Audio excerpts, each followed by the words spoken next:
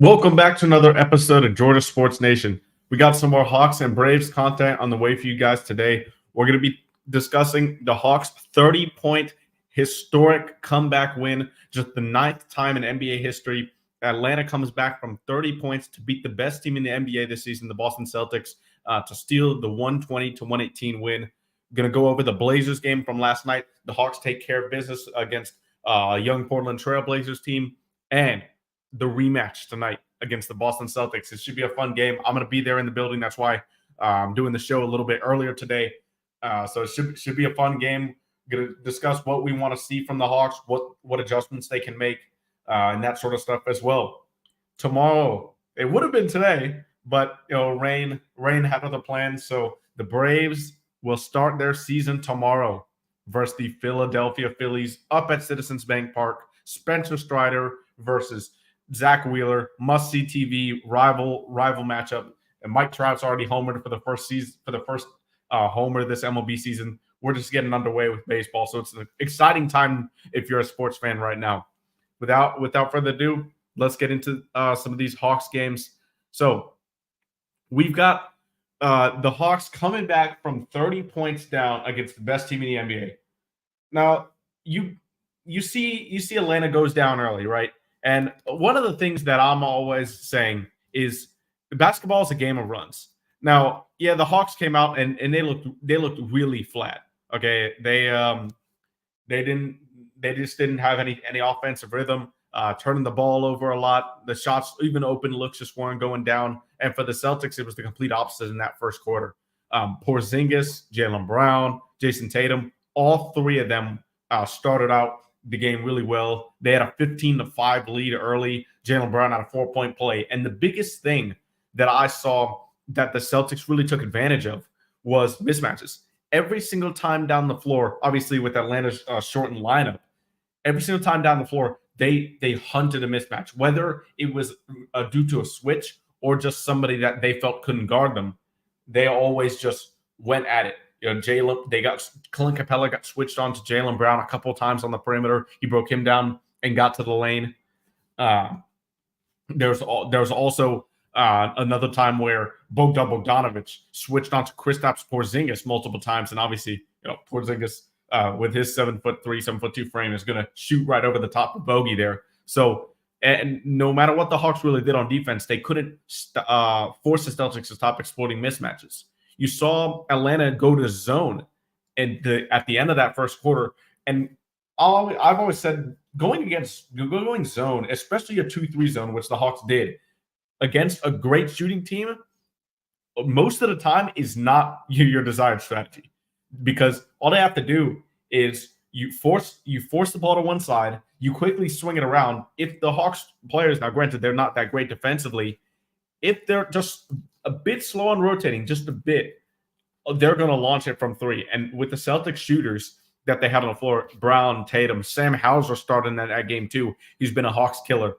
So they definitely had the weapons to exploit the zone, and they continue to do that. But you got to give credit to Quinn Snyder there, just trying something different, like as a last resort, because obviously, the man-to-man coverage and what they were trying to do was not working. After the end of the first quarter, it was 44-22. It was pretty ugly on both ends for Atlanta. Jason Tatum, Jaylen Brown, Kristaps Porzingis, they accounted for 37 of those 44 first-quarter points. 44 points in the first quarter is just insane. I mean, yeah, the Hawks defense obviously did not play well, but just to even have that great shooting is going to be rare for sure most times in the NBA.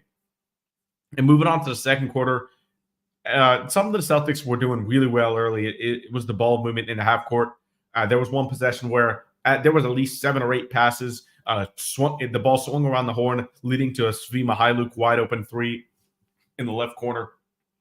That was one of the more prettier possessions they had throughout the game. Quinn Snyder called a timeout with less than a minute to go into the second quarter, and it was looking early like they just were not going to have it tonight.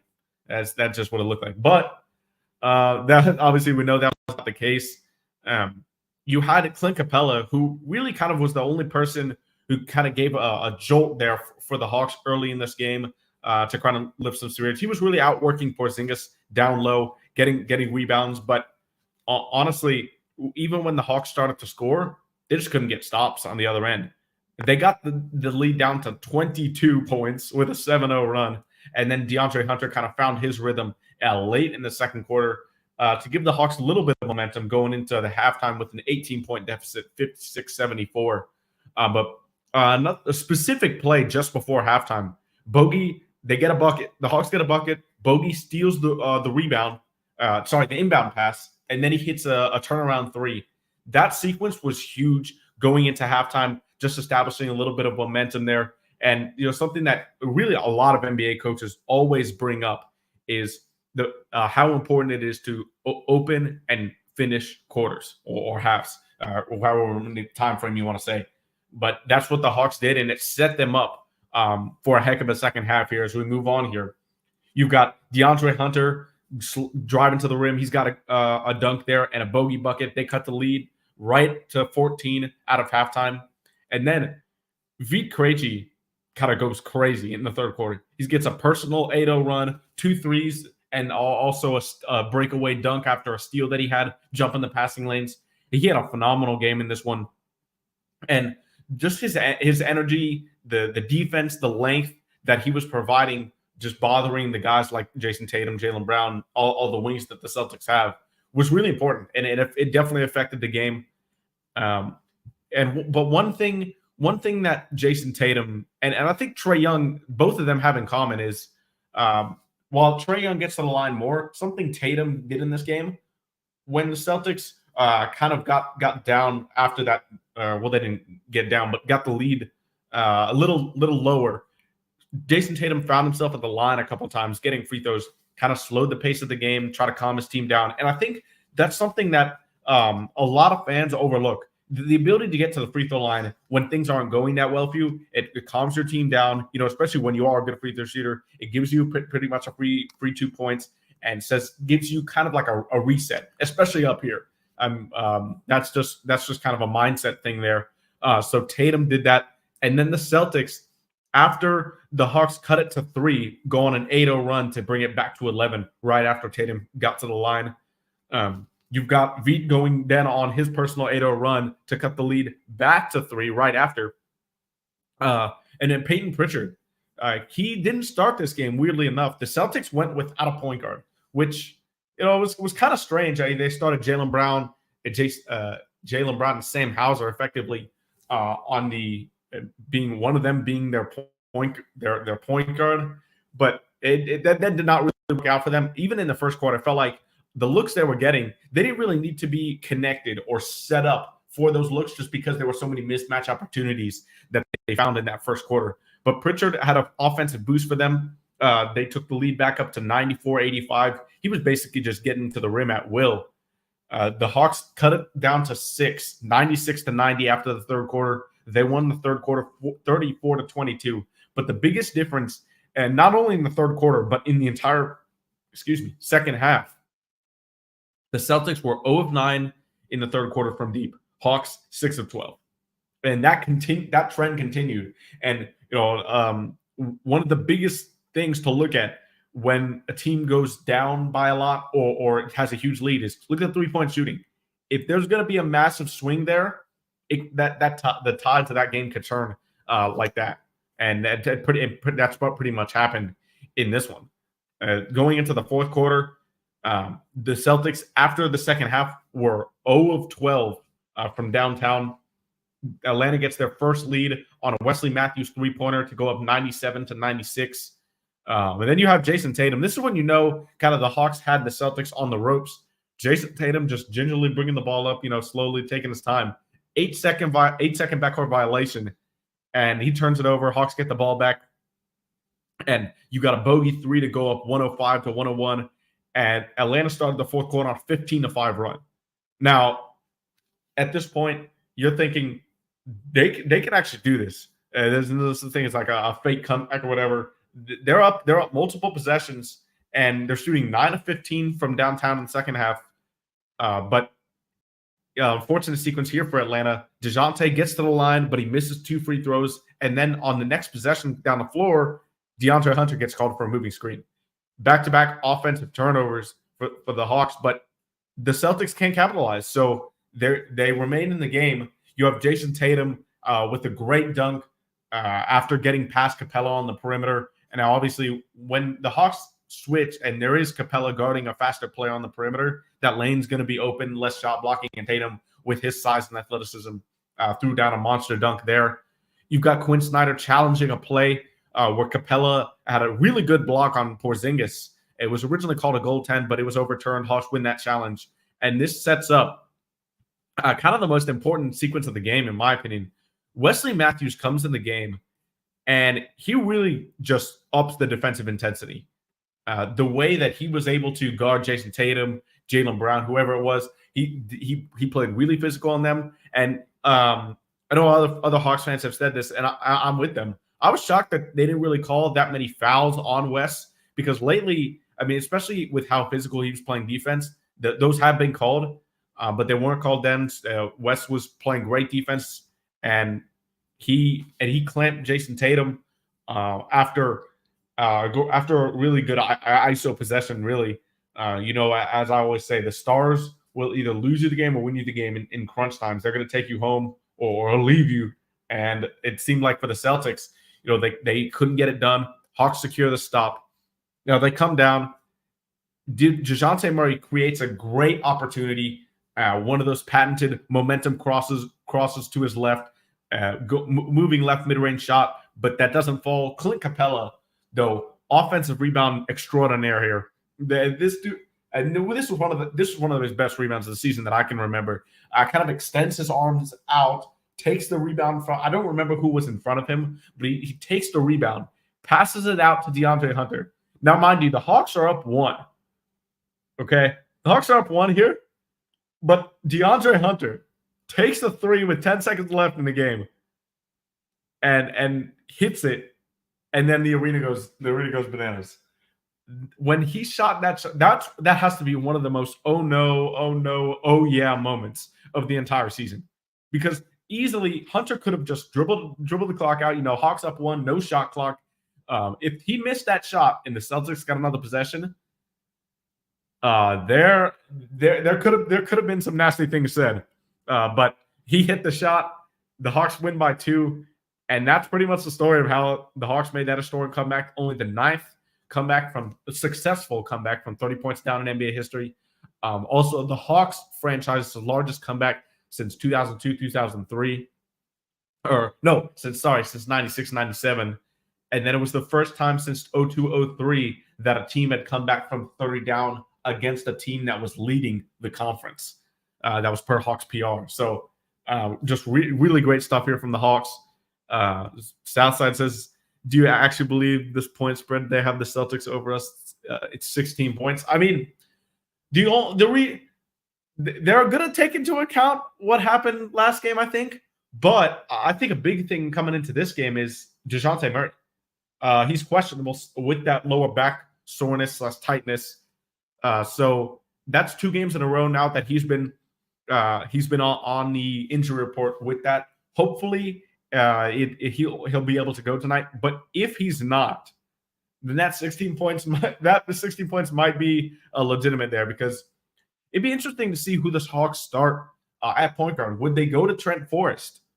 Would they even explore starting Vit Krejci at point guard and starting Garrison Matthews or Wesley Matthews at the forward spot, along with Bogey, Clint Capella? You could start actually both Wes and Garrison and Vit. That would be interesting. So if DeJounte's not able to go, definitely do keep an eye out for the Hawks starters, because Trent, for as good as he was when he first cemented himself with a rotation role earlier in the season, like 3 months ago, I don't think he's brought that same defense or that same. Actually, a week ago, I thought he was doing a pretty good job running the offense, getting into the lane, because he can get into the lane really well. But it's that threat of him passing only and kind of not being aggressive when he's in there that kind of makes it easy for teams to guard him. So it's going to be interesting to see who the Hawks go to. Will Quinn Snyder have enough confidence in Vit Krejci to be the primary facilitator if DeJounte misses? I think you can do that, Beat. I think you can start at point guard with Bogey. Bogey then probably becomes the number one option as far as scoring goes. And then you would have Garrison. You can't start Bruno and Clint Capella there, but you may have both the Matthews brothers starting. So there's a lot of things that Snyder can do with these lineups tonight, especially if DeJounte Murray is out. But if he's playing, obviously, you're going to see the classic DeJounte, Bogey, Veet, and with Capella there. So, and then Hunter starting at power forward. So we'll see what happens. And then if we're with that DJ trade, I see why the point spread is like that. But let's talk about. Yeah, well, I was about to get to that Trailblazers game. Now, I'm gonna classify this as just like the Hawks took care of business. They were the clear better team on paper here. The Blazers had a lot of injuries, as well as the Hawks, obviously. Yeah, the Blazers started 5 rookies with Scoot Henderson, Ryan Rupert, Tumani Kamara, Duop Reith, Chris Murray. 5 rookies. There's not a lot of teams that do that. But obviously, the injury situation, if you want to call it that, in Portland is pretty dire right now. But in this game, I don't feel like Atlanta played it the best that they could. They did enough to win. I thought they shot, both teams actually shot the ball really well, but the turnover story was just kind of weird. Now for Portland, 18 turnovers. You're going to expect a lot of turnovers from a young team. Dominique Wilkins was talking about on the broadcast. Scoot Henderson in particular, he needs to let the game kind of come to him, slow down. He's a little bit out of control, and I think you saw that a lot from him. 18 turnovers for the Blazers, but 16 for the Hawks, and 9 combined turnovers from Bruno and Clint Capella. That's kind of weird numbers there. You don't really expect those numbers out of the centers, especially when they're not going to get the ball as much. But yeah, kind of a weird game. The Hawks played well enough to win, but I don't think they really played their A game. DeJounte Murray, another great game against the Blazers, 30 points. Now, it wasn't the 40 points that he had in the 3 games in a row prior, but he can still say he's a 30-point streak going against the Blazers. And Garrison Matthews, he could have had a shot at his career high, but he fouled out actually in the fourth quarter with 21 points. But the biggest thing with Garrison for me, I love seeing him shoot 11 times. Garrison is on the court. His primary role is to shoot that rock. If he doesn't shoot the ball when he's out there, it's not aggressive on that end, then he's not doing what defenses know he can do. And it kind of just leads them to help on others like DeJounte, Bogey, Hunter, the guys that have it going. So Garrison, I love the way he's been playing recently offensively, just kind of letting that thing fly. Latterman, what does he say? Chauncey Billups Chauncey Billions should be fired. I don't think he's a particularly good coach either. Obviously, the situation this year for him is not great, but I don't think he's been a particularly good coach so far for his career. Delano Banton for the Blazers, though, career high 31 points in the fourth quarter. The Hawks, it looked like they were about to run away with this thing. It was about 18-point lead, but the Blazers cut it to 10. Delano Banton, 2 poster dunks in the fourth quarter, one around Clint Capella, the other over Vit Krejci, and they get the lead to 10. And, at this point, Hawks fans, oh no, here comes another blown lead. Atlanta says, okay, we'll get it back. 6-0 run right after they cut it to 10, and they kind of cruised along there after. But just interesting perspective here. The Blazers, they have so many young players, right? But the way they shot the ball tonight and the way they generated looks when they didn't turn the ball over, it's got to be encouraging for Chauncey Billups and just for their confidence. I think it was a recent game that the Hawks faced the Suns in. They forced the Suns into a lot of turnovers, but Phoenix shot the lights out of the ball, all from the line, from the three-point arc, and from the field. And the Blazers really did the same. Now they didn't shoot as well as Phoenix did, but and that's in large part I think why the Hawks still came out on top of this game. But 50% from the field, 45 from three, and they only took 10 free throws compared to the Hawks 20. They still shot the ball really well. They couldn't hold on to the ball with those 18 turnovers. So that's some confidence for the young squad right there, as far as just being able to space the floor and know that when they stop making those mistakes and make better reads, their scoring potential is kind of there. For the Hawks, you had another good performance also from Bogey. Hopefully he's kind of finding a rhythm here. He's definitely been inconsistent for the last month-ish. So hopefully he's finding his shot. DeAndre Hunter, rough shooting night, 5 of 12. Clint Capella, 13 points, 10 rebounds, 4 steals, and 30 blocks. He's played really well over the past, I'd say, week and a half, 2 weeks plus. Really, really stepping up, especially without Onyeka Okongwu. Obviously, he's got more of a minutes load with him out. But Bruno has also been playing pretty well. The energy he's given off the bench, obviously, he had that career-high 25-point game against the Hornets. He played 21 minutes last night for 7 points, 2 blocks, 2 steals, 9 rebounds, 1 assist. You like that he's filling up the stat sheet right there. So he's been impressive in his minutes as well. So overall, it was a pretty good win for the Hawks. That makes it 3 in a row. But this is the big one. Atlanta goes for 4 in a row tonight. I'll be in the building once again against the Boston Celtics. And it was weird, Bob Rathman said it on the broadcast. The Blazers and the Celtics were both in the same hotel when they were both in Atlanta. So that was just a weird situation there. But you have the Celtics coming back here. I'm sure they're going to try and beat the brakes off the Hawks because of what happened last time. Just to kind of give them a confidence boost. They've pretty much already got the number 1 seed locked up. So they're just trying to kind of fine-tune stuff for their first round playoff matchup, which hopefully will be the Hawks, because it looks like the Hawks will be in that 9-10 spot. But for this game, Drew Holiday might be back. He's questionable. Derek White, who both of those guys did not play in the previous game, he's off the injury report. So two huge guys, important ones for the Celtics coming back to play in this one for the Hawks. And you look at the injury report for the Hawks. I mean, Trae Young, Jalen Johnson, Onyeka Okongwu, DeJounte Murray could miss. He's questionable. Kobe Buffkin, Muhammad Gay, Seth Lundy was sent back to the Skyhawks. Onyeka Okongwu, I don't know if I said it. I think I said it first, but there's just so many guys out for the Hawks. They're definitely the less healthier team tonight. And if they can pull this another win off, it would be huge for their confidence, though, for sure. And yeah, James, for sure. Atlanta did send Boston a message. They can't play with their food. A lot of the Celtics' problems stem from just kind of settling for a lot of jump shots and threes. And when they didn't fall, that's when the Hawks made their run. And for tonight, one of the biggest things is you just can't get down 30 points.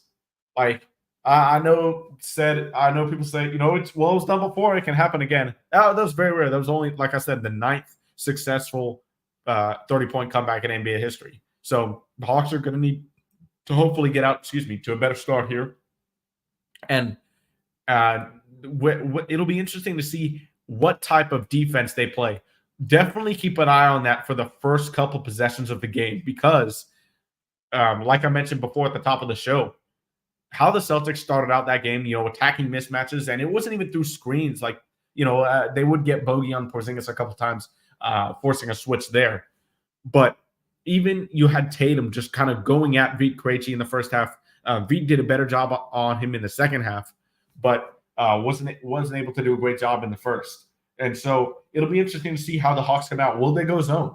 Will they hard hedge almost every single pick and roll and try to prevent the switches, make Boston kind of be a playmaking team? Because last time they didn't have a point guard on the floor, and they set a lot of jump shots. Obviously, they went at the mismatch and they scored. But is that going to last the whole game? And for the answer that for Boston, that was no.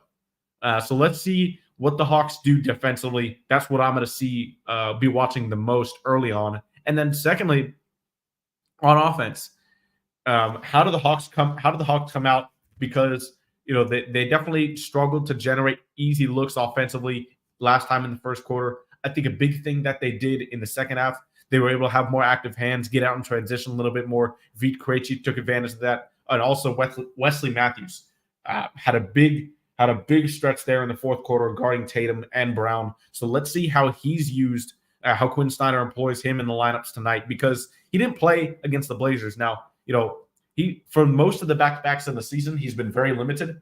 So that doesn't surprise me really. So let's see if the Hawks use Wesley Matthews a lot more than you're used to seeing, especially if DeJounte Murray is out. I think you'll see a lot of Wesley Matthews tonight. And I don't think Boston had played since Monday. This will be the third Hawks game. Yeah, Hawks' third game this week. Yeah, that is true.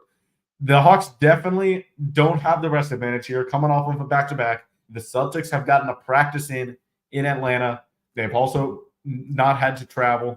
So, yeah, definitely, besides being at home, all the rest of the chips are with Boston right now.